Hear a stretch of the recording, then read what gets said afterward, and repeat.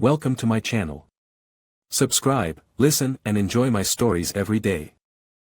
The late afternoon sun pours through the blinds of my office, casting a warm, golden glow over the cluttered desk. I'm sifting through a stack of papers when my phone buzzes. It's a notification for my monthly bill. I barely glance at it, but the number of calls and texts to the same number on my wife's phone bill catches my eye. The number is unfamiliar, and the frequency of communication is startling. I try to shake off the gnawing unease that begins to take root. "Sarah," I call out, my voice echoing through the house. She doesn't respond. I glance at the clock, almost 6. She's usually home by now. I remind myself that she's been working late often lately, a new project or some urgent client. I pick up my phone, scrolling through the list of calls and messages. They're all from the same number and mostly during the times Sarah claimed to be at work. The more I dig, the more the suspicion gnaws at me. I toss the phone down, the screen glaring back at me with its damning evidence. My heart races, and I can't shake the feeling of betrayal creeping into my thoughts. For the first time, I feel like a detective, piecing together clues that point to something deeply unsettling. By the time Sarah walks in, her face lit up with her usual bright smile, I'm already deep in my own thoughts, caught between denial and the crushing reality that something might be amiss. "Hey, honey, I'm home," she says, her voice light and cheerful. She hangs up her coat and walks over to me, leaning in for a kiss. "Hey," I reply, managing a strained smile. "I was just looking at the phone bill." Her eyes flicker with something I can't quite place. "Oh. Did you see something you didn't like?" I search her face for any sign of deceit. "There are a lot of calls and texts to a number I don't recognize. During the times you said you were busy with work." Her smile falters for a fraction of a second, but she quickly recovers. "It's probably just a wrong number or someone from the office." I want to believe her, but doubt is a heavy weight I can't ignore. "I'd like to see your work schedule, just to confirm," I say, my tone firmer than I intend. Sarah's eyes widen slightly, but she nods. "Sure, let me just get changed and I'll show you." As she heads to the bedroom, I watch her with a mixture of apprehension and anger. Her behavior is off, and the number on the phone bill lingers in my mind like a dark omen. I pace the room, my mind racing with possibilities. My suspicion leads me to make a decision that I had hoped I'd never have to make. I need to confront this head-on. I decide to follow Sarah tonight, to see where her late nights truly lead her. The hours pass in a blur of anticipation and dread. When Sarah finally emerges from the bedroom, she's dressed casually, as if preparing for a regular evening. "I'm heading out for a bit," she says, grabbing her keys. "Where are you going?" I ask, my voice steady despite the storm inside. "Just meeting a colleague," she replies, avoiding my gaze. I follow her discreetly, driving behind her car as she navigates the city streets. The evening air grows colder, and my nerves tighten with every turn she takes. We arrive at a small, nondescript apartment building on the edge of town. Sarah parks and enters the building without a second glance. I wait in the car, feeling the icy grip of betrayal tightening around my chest. The building looks ordinary, but every fiber of my being tells me that something extraordinary and terrible is happening inside.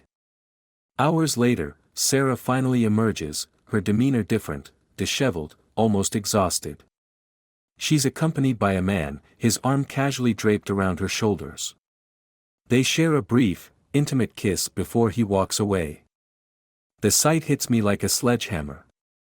My wife, the woman I've shared my life with, has been unfaithful. I sit there, stunned and numb, as the realization crashes over me. The world feels unreal, and I'm overwhelmed by a storm of emotions. As I drive back home, the weight of what I've witnessed settles over me. I feel a cold resolve hardening within. If Sarah has chosen to betray me, then I will have to respond in kind. My mind starts to formulate a plan, a way to reclaim some sense of justice from this cruel twist of fate.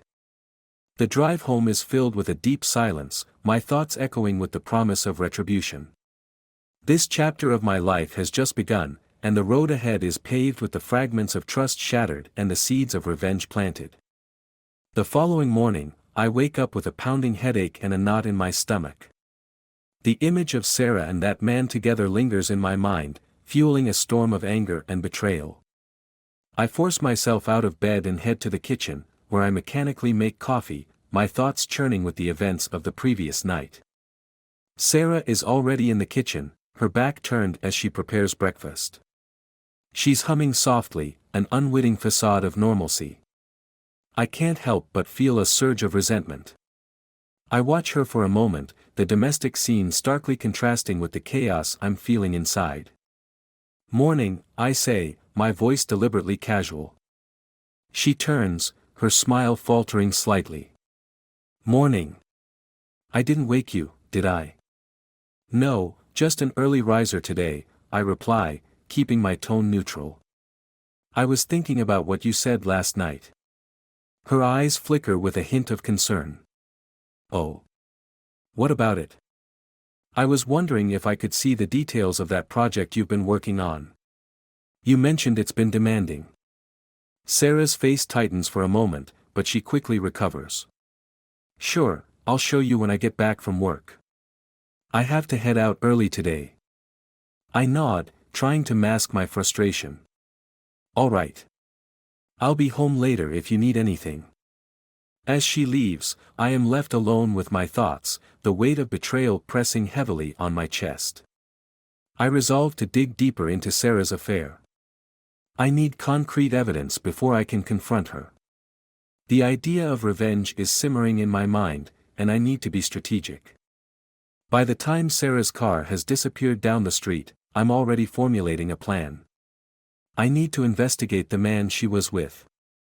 I spend the next few hours researching private investigators, considering the best approach to uncover the full extent of Sarah's infidelity.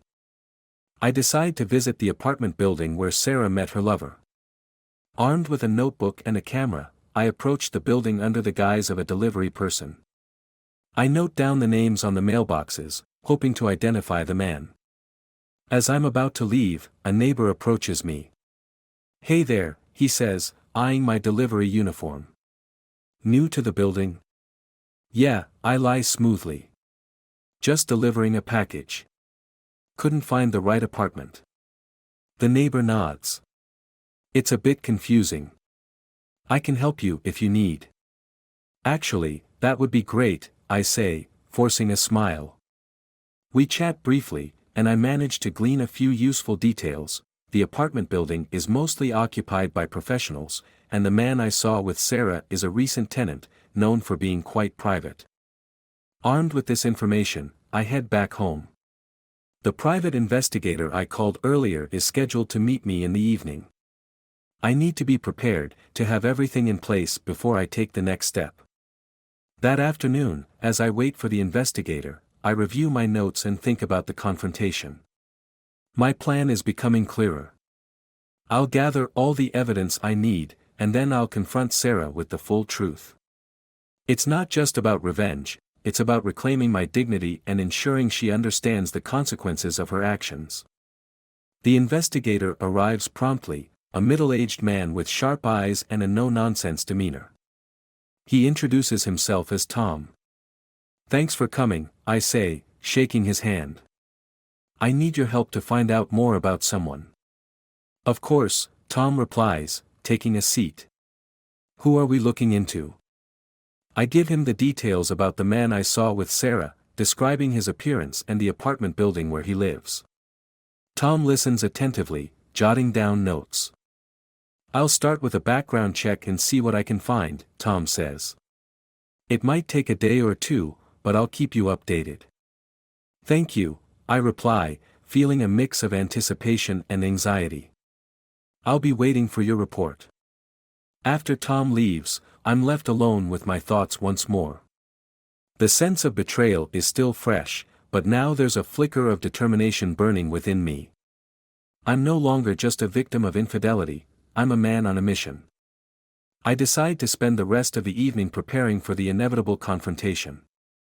I want to be ready, to ensure that when the time comes, I can present Sarah with undeniable proof of her betrayal. The idea of retribution is no longer just a vague notion, it's a plan in motion.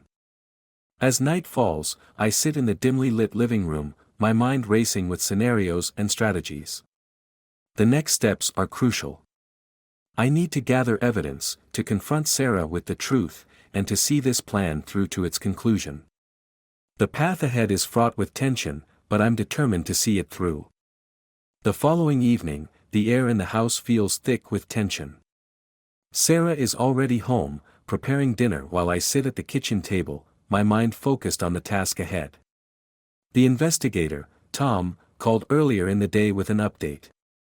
He's found some disturbing information about the man Sarah has been seeing. His name is David Cooper, and he's recently been involved in several questionable activities. It's enough to confirm that my suspicions were right.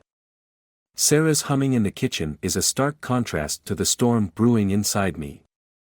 I need to confront her, to expose her deceit. As I glance at the clock, I realize that it's almost time for the confrontation. I take a deep breath, steeling myself for what's to come. Dinner's almost ready, Sarah calls out, her voice cheerful. How was your day? Productive, I reply, forcing a casual tone. Actually, I wanted to talk to you about something. Sarah's expression brightens. Oh. What's up? I hesitate for a moment, gathering my thoughts. I've been doing some digging. I found out some things about David Cooper. Sarah's smile falters, and she turns to face me, her eyes narrowing slightly. David Cooper. How do you know about him? Let's just say I've been looking into your recent activities, I reply, my voice steady but firm. I have some evidence here that I think you need to see. I pull out the folder Tom gave me, containing photos and information about David Cooper. Sarah's eyes widen as she scans the documents. Where did you get this? She asks, her voice suddenly defensive. I had some help, I say, trying to keep my tone even. I followed you the other night, Sarah. I saw you with him. Her face pales, and she takes a step back, her eyes filled with a mix of fear and guilt. You were spying on me. I was trying to understand what was going on, I reply. And now, I want the truth. How long has this been going on? Sarah's silence is deafening. She looks away, unable to meet my gaze. I didn't want you to find out like this, she finally says, her voice trembling. Then tell me, I press, my frustration mounting. Tell me what's been happening. She takes a deep breath, trying to compose herself. It started a few months ago. David and I met through work, and things just progressed. Progressed? I echo, my voice cold. You mean you've been having an affair? Sarah nods, tears welling up in her eyes. Yes. I'm sorry. It was a mistake, a terrible mistake. I feel a surge of anger, but I force myself to remain calm. A mistake. You betrayed me, Sarah. This isn't just a mistake. This is a deliberate act of deceit. I know, she says, her voice breaking. I never meant to hurt you. It just happened, and I didn't know how to stop it. Stop it? I repeat. You've been lying to me, sneaking around. How do you expect me to just forget about this? I don't expect you to, she replies, her voice barely a whisper. I'm willing to do whatever it takes to make this right. I stare at her, my mind racing. Her words are a mix of desperation and guilt, but they don't change the fact that she's betrayed me. What can you do to make this right, Sarah? I ask, my voice icy. You've already destroyed the trust between us. Sarah begins to cry, her sobs filling the room. I'm so sorry. I never wanted this. I can't do this anymore, I interrupt, my voice firm. I need time to think. I need to figure out what's next. Sarah nods, tears streaming down her face. I understand.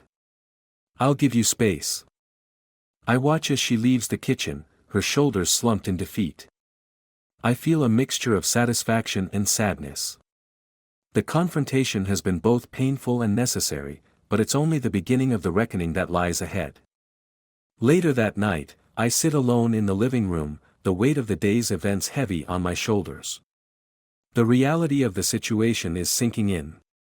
Sarah's betrayal has shattered my sense of security, and I need to take decisive action. The idea of revenge is no longer a distant thought, it's a plan that's beginning to take shape. As I sit in the dim light, I think about the future. I need to make decisions about the next steps, about how to handle the fallout of this betrayal and how to ensure that Sarah understands the consequences of her actions.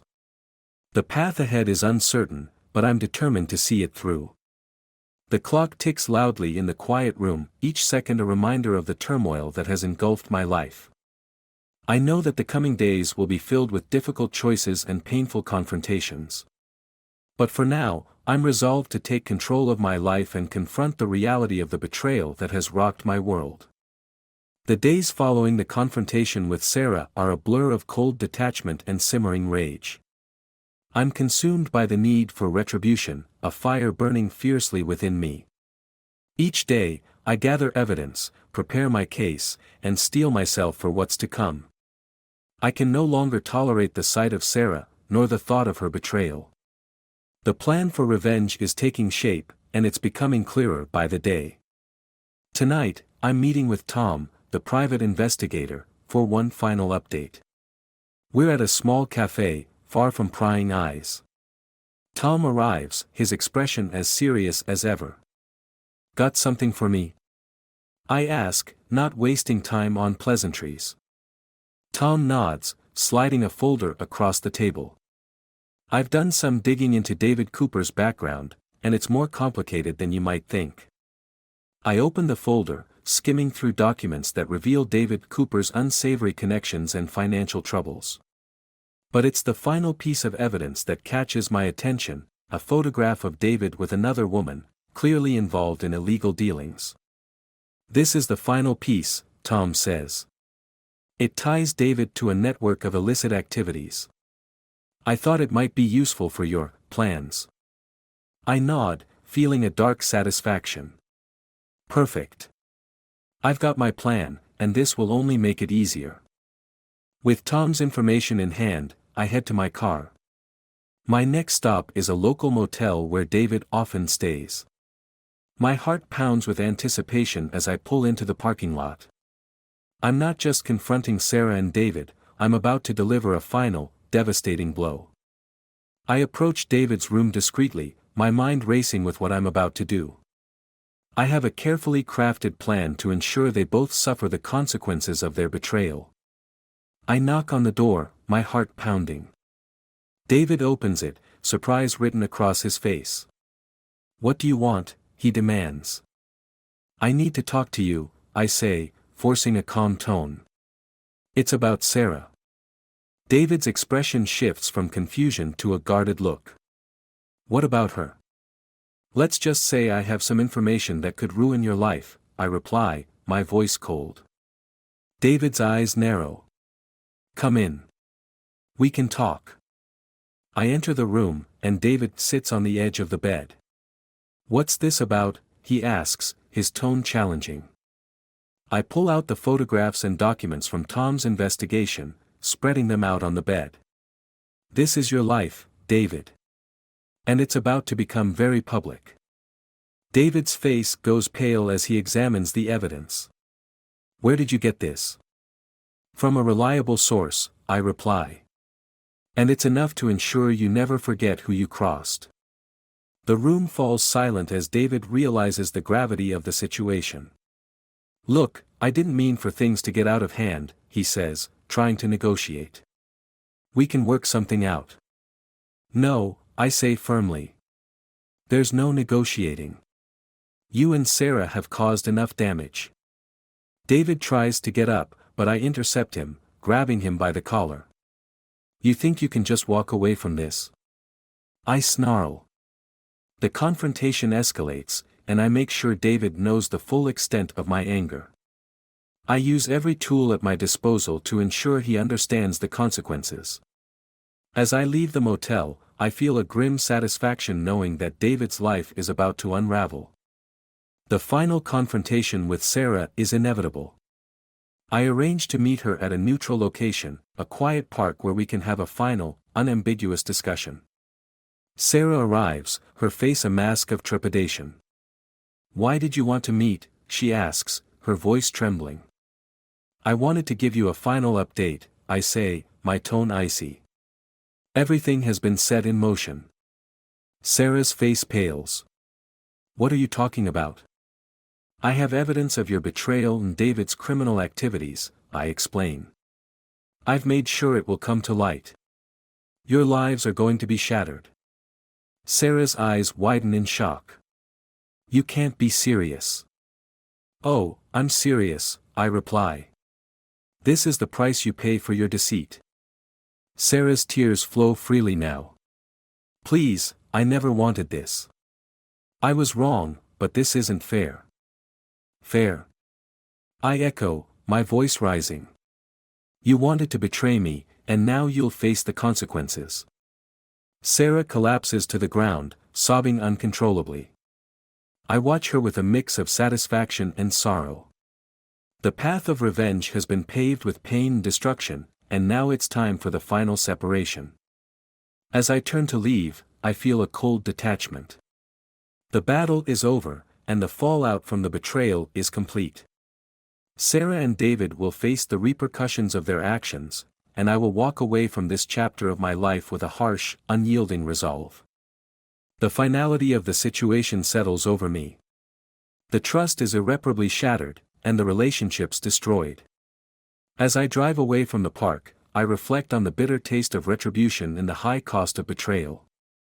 The story ends with the certainty of separation and the bitter lessons learned from a life irrevocably altered.